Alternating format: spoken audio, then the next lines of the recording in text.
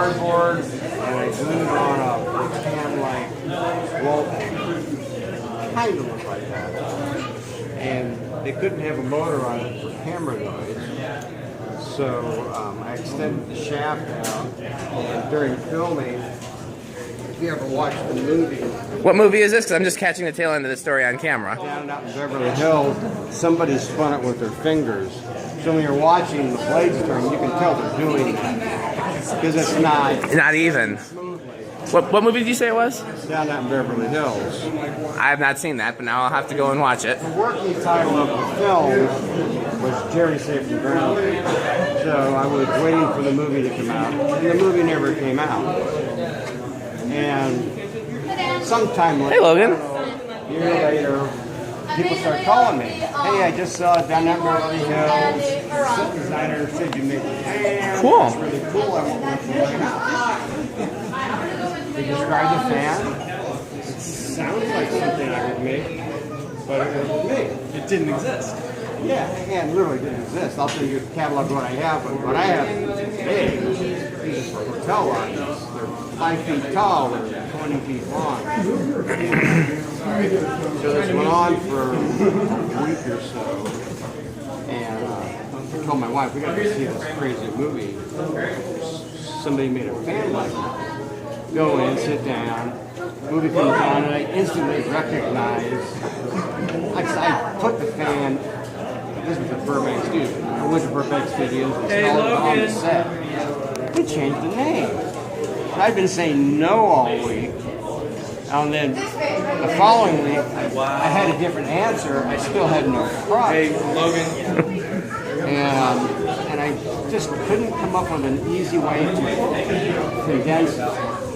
So I ended up in the hospital with a ruptured appendix. And I laid there for 5 days on morphine, could not sleep a wink. By the time I got out of there, I had got this thing worked out of my head. That's the original version of it. So I've heard this story before, but the camera just caught the tail end of it. This is how Tom came up with the Palisades. This thing just immediately sold like crazy. And then people loved it. Loved the idea of the palm blades and a fan, but they had a 8 or 9 foot ceiling. Well, you'd have to crawl on your hands and knees in there. Would you put it on a conventional fan? And initially I said no. I had been doing a version of that for a restaurant chain called the Element Bar. So I would put in one of my crazy systems, buy 10 conventional fans. These are all 5-bladed fans. Kind of rig up the blade to it and do it, just to help them out. No money in it.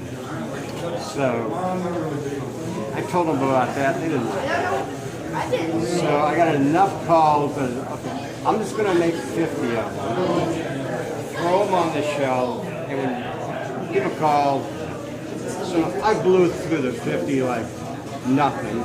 And originally I called it Half a Palisade, the name of that. I had named the thing because I didn't expect it to be I built it to reduce the nuisance of the phone call.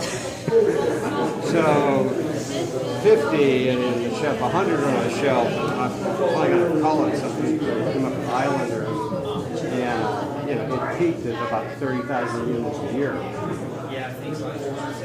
Well, look at it. It's completely different from every other fan. Yeah, it's completely different. You got the motors all messed up. They're going the other way. And this is the original version, which I actually like the best.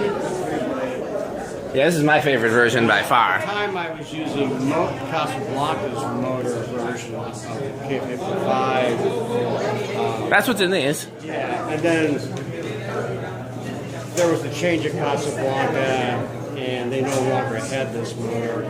So I had to go directly to Emerson Motor Division and buy their version, which was a 5-blade. So I had to go to a 5-blade. Always loved. Yes, sir. No. Well, it's essentially my palmetto, which is bigger and longer. And yeah, I want that like that. Yeah. I did a resort in Tampa where I did 3 100-foot rows of these, of palmetto. Are they still there? No. Ah. So these are 100-foot lengths of shafts. That's what she said. I did about 30 belt drive fans around the perimeter. Largest single order probably ever had in those days.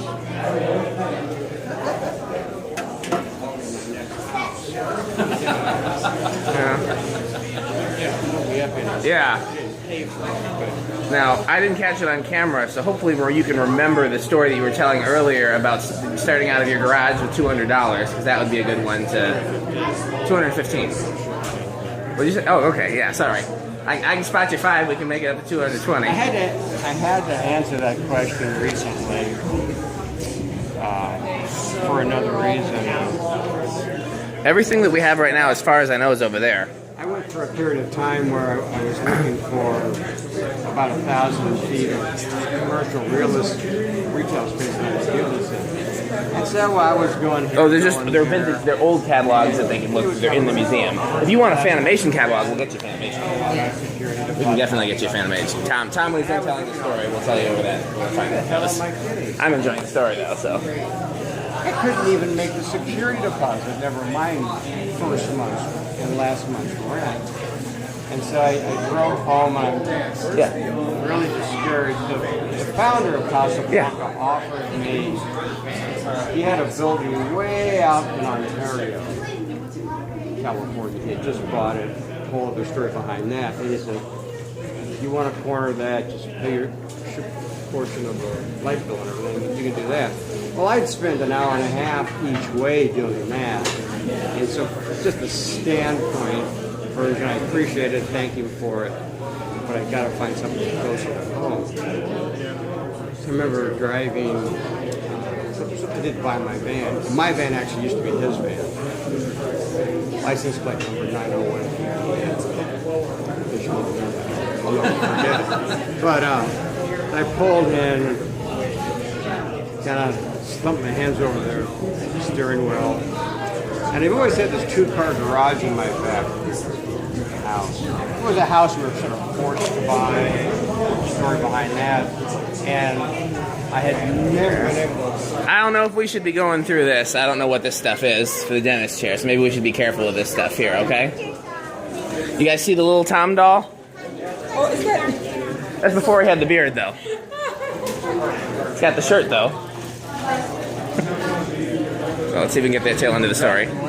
So I know what I got to do. So I got out, grabbed my toolbox, tore the garage door down, just tore it off. Now I'm up with big empty space. That's when I really realized how many holes were in the ceiling, why there was no floor on the floor. So I went to Home Depot, and they were having a special on shingles. They were seconds, but they couldn't be sold as first-rate roofing shingles. The only ones they had were green, and I had a brown roof. So I bought a couple stacks, got up there, patched all the holes. Yeah, leave the pull chains on high and just control it with the remote, okay? The house was white. Somebody probably already messed with the pull chains. And it was a wood-sided house. The guy that owned it got expected to build a 2-story kind of granny house back there. Never did. And so it was sort of this faded, beige yellow color. It is painted really bad. So getting back to Home Depot, and this is back in the day where you'd go in with a color chip, and they had a really crude system for matching it. They'd mix up a couple gallons, you'd check it, half the time it didn't match. But they didn't charge you for it. They just stuck it on the shelf, threw $5 on it, and did it again. So, oh, we'll do that in a second. I want to hear Tom's story though, so I'm waiting for his story to be done before we do anything else. Go in there with the color thing and ask for 10 gallons. It wouldn't come out quite right because they gave them the wrong color. Buy the paint they really wanted for next to nothing. They caught on to that. I started making you pay for the paint up first. But this was still when they were doing it. So there was 2 gallons of brown exterior paint. And a little dab on top. It didn't seem that dark. So I went home and I just rolled the 2 sides of the garage you can see, and it was like Hershey brown. So this is the first Fanimation is My Hershey garage. brown Yeah, well, yeah. garage, Right. green shingles. Right. Patches. So you should do a fan in that color scheme as a tribute. Right. And Brown motor, green blades. the garage door, I just totally destroyed it taking it down because there was no way. I pulled the hinges out, framed it up, and I put in the tongue-and-groove plywood. Kind of made myself a. I needed a wide door, so I made like a 4-foot wide 2x4 frame door that I made myself with an inside latch, no door handle. And so from the outside, it just appeared to be a wall. To access it, you came in through the regular door. So I painted everything. The door and the 2 sides that you could see is chocolate brown. And then I left the 2 faded yellow sides, the 2 faded yellow sides. But from the coming up the driveway, you couldn't see that. There was a carport just beyond it that I never did, and a covered porch.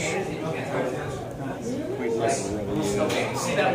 So as I was buying inventory, in the garage I had my drafting table, my workbench, a drill press. And you were still alone. Yeah. Still just you. Oh, I was away for a long time. After my first order that required cutting one shaft and a hacksaw, I went out and I bought a metal cutting saw. I had the house where I had 50 amps with through-in fuses. So I ran a cable to the garage. The garage had been electrified at one time, but there was no connection that I could see. So I just ran one and hooked it to the garage, wrapped it, ran it in, hooked it up.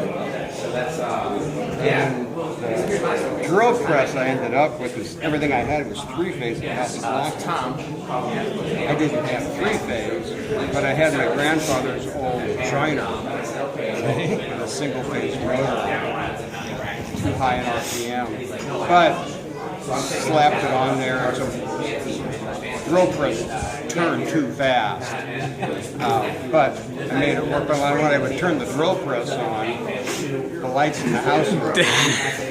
I'd come back up, and no room for inventory. There's a workbench drafting table, some shelves, small parts. And so when I would make a list for my order, and I couldn't afford anymore, I didn't have any room for it. So I would put the parts in the garage. Hands require a lot of tuning to do this thing, so I was able to keep it under the carport dry.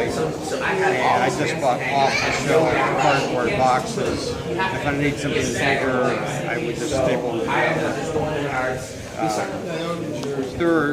Peanut foam is still the packing foam of choice, sort of precast components. So I hung peanut canvas bags for a tree in the backyard. And then move the box under? Yeah, and so I would pack boxes on the lawn. And the birds would get into this stuff, get confused, and die. No. So I'd be filling up a box, dead birds, you know. And then I would just peanut foam blowing around. It would gather along the fence and everything. Really annoying. I found a great solution to it. I had one of those, I don't know, maybe a 2-gallon insecticide sprayer. I fill it full of gasoline. When you spray gasoline on peanut foam, really, it just disappears. So it kills anything else. But it was a quick way of getting rid of all the peanut foam. I'm sure I was poisoning the environment or something awful, but it was a quick way to do it. And I worked out of the garage for about a year and a half. Were you married at the time? Yeah, very hard, but I wanted to treat it. I had several friends who had done similar things, and all had gone out of business because they would work out in the garage and treat it too casual. You know, get out there eventually someday,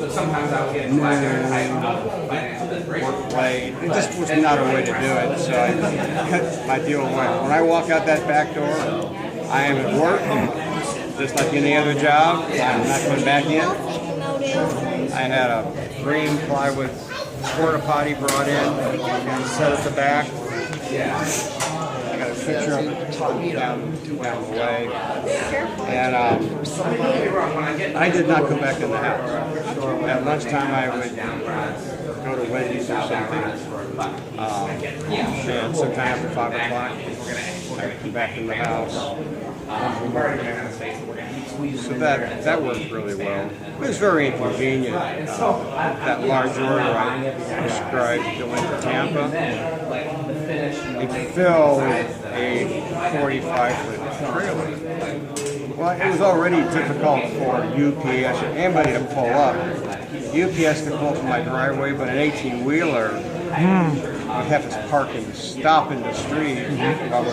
Fortunately, it was 2 lanes. We were on the 210 freeway, the only freeway that would pass the It was annoying, people would home, but it worked. So now I got this huge order going to Tampa, and I packed it, and I got it all stacked in the driveway, called it in. They never showed up. What happened once in a while, the driver would make a decision, I don't have the room, it would get ignored. So where did I put it all? So I filled the garage, I filled the carport, I filled the... Not at all scared of skeleton though. He's not at all phased. Screened-in porch. Stacked. So where did the skeleton come from? This was a museum visitor that, what did they touch, or how did the... This was employee number 3. Oh, okay. He complained a lot and wanted paychecks and things like that.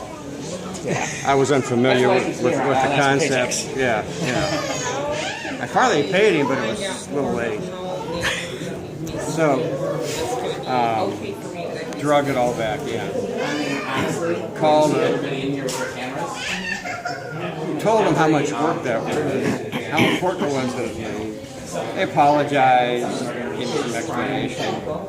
So the next morning, I drag it all out, haul it in.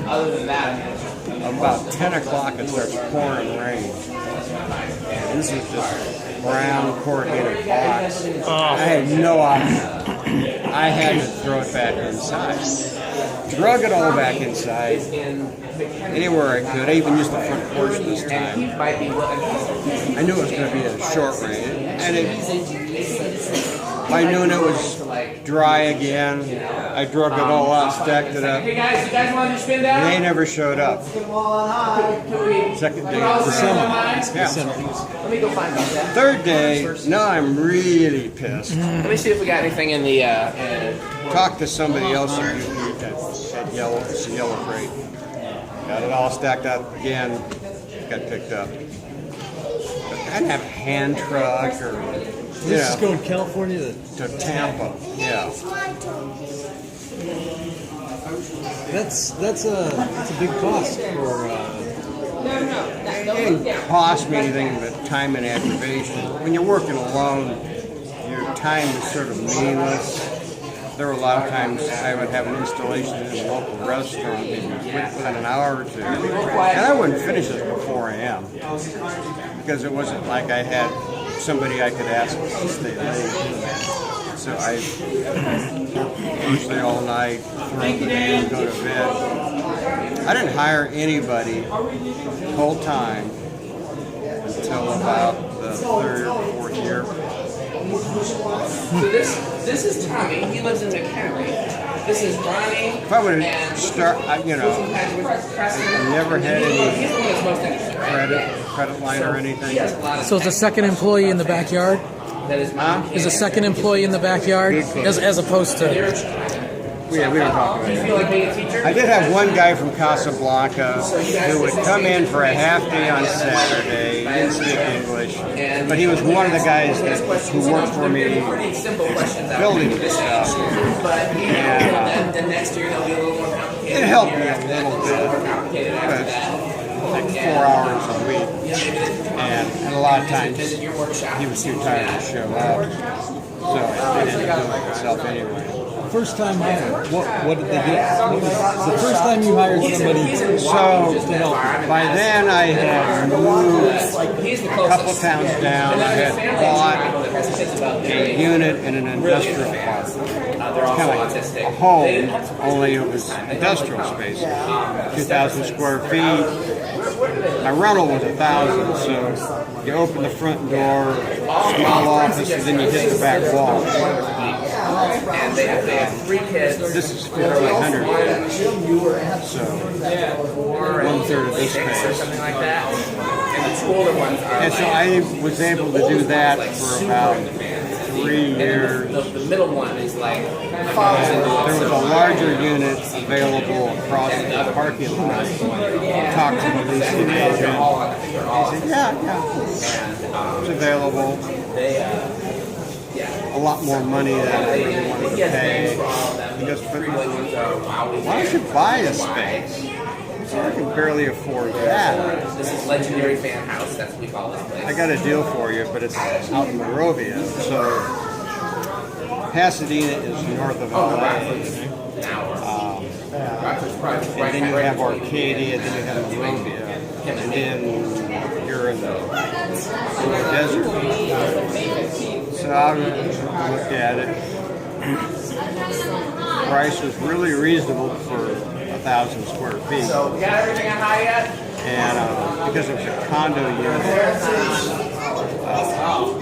a lot of your insurance was already part of the association fee, your trash pickup, your security, your maintenance. None of those things that I would have had to have done had I rented a space. And with the deposit I had at the time, it was cheaper than the space I was in, and I would be buying. And they would tear up my lease because it was the same guy. So I did it. And I was in there really until I came here to Indiana. What'd you say, right? Everything's on high? Next door to me was a shop that made custom phones. 5, 4, 3, 2, 1. What's the point of the time? I never thought about it. Just to be excited about it. So they know when it starts. Yeah. And when it starts To build suspense. And you like to count. I do. I'm really proud that I can go all the way from 5 to 2. I think is where I stop. That's about my accounting skills. But you know, I gotta show off what I got. So it was great. It was much larger. It had 2 offices. It had a staircase that went up to a loft that I could use for storage. It was a prize on Wheel of Fortune in 1980. You know, I had like, I don't know, 800 feet of space now to work. I love it. I hate it, love it at the same time. Regular roll-up door. I still live in Pasadena, so it was convenient. And since everything was shared, just the trash was a huge savings. My insurance was cheap. This is back in the day of 10% interest rates. But even with that factored in, it was still on a monthly basis cheaper than my rental space, and I was building some equity. So any place I was ever at, I outgrew, and I outgrew that pretty quick. And then the whole other story why we moved to Indiana, but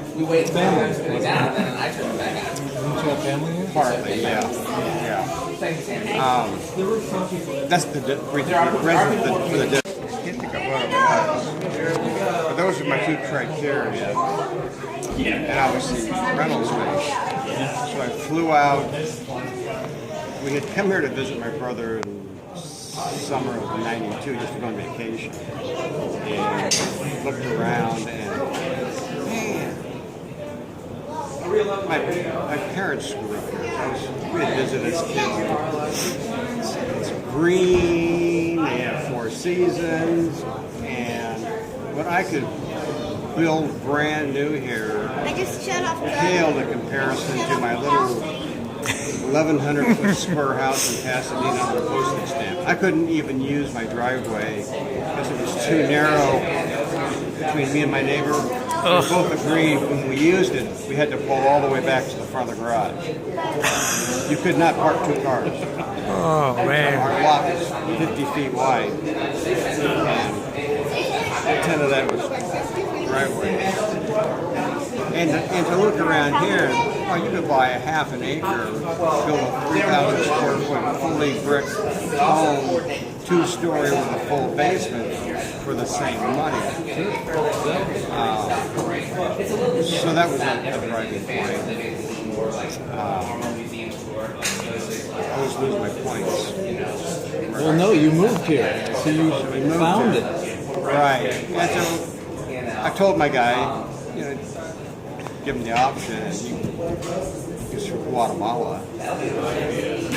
Was there any reason to stay in Pasadena? There were lots of reasons not to. I went through all the riots and the fires and the Rodney King riots. I happened to be downtown setting up for a convention on Wednesday afternoon. The riot began on Tuesday morning, the day the convention began. And this is, if you know LA at all, most people don't know true LA. What they call Los Angeles is generally Beverly Hills, Westwood, and lots of other towns. But true downtown Hollywood, most people don't know. You might recognize like Dragnet, the police station, but there's very few known features that aren't actually Hollywood. But that's what the convention center was. So I went down late Wednesday afternoon to make sure everything was just so. It was a small 10 by 10 foot booth, but it was a hospitality show that happened every year, and it alternated between Los Angeles and Las Vegas. San Francisco and Las Vegas. This year it would be LA.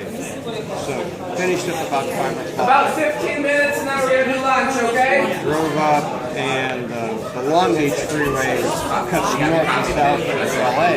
It's a raised freeway, pretty high up. So from the convention center parking lot, I couldn't see the other side of it. But as I came up on the ramp, it was just smoke as far as you can see. Just not so uncommon in LA because when we have an earthquake, the gravel trickles down the hills and this cloud of dust comes up. And it has the same look. And I thought, my first thought was, I don't remember an earthquake.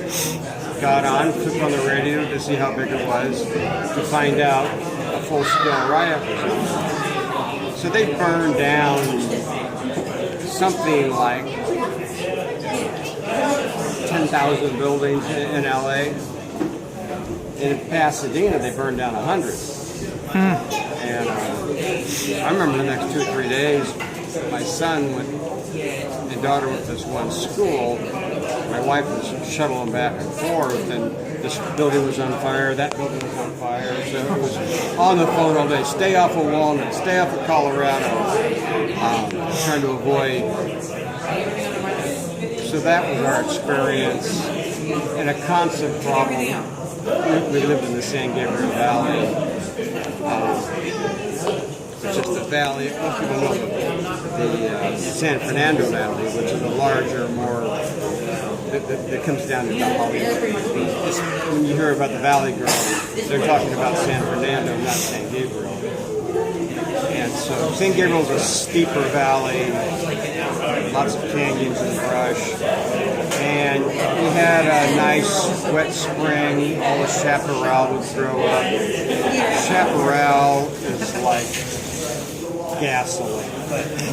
It's got a lot of oil in it. And when that stuff catches on fire, you cannot outrun it. Zero wind, you cannot outrun it. And so it would catch on fire naturally, but mostly arsonists would go up there and light the stuff on fire. And it would all burn down. And then the next spring, you'd have heavy rains this time. No ground cover. Floods, mud. And then it was just this constant cycle. And the riot began because they acquitted the cops That beat Rodney King. And everybody saw that video. Yeah. A little hard to justify that. I'll say this off camera now.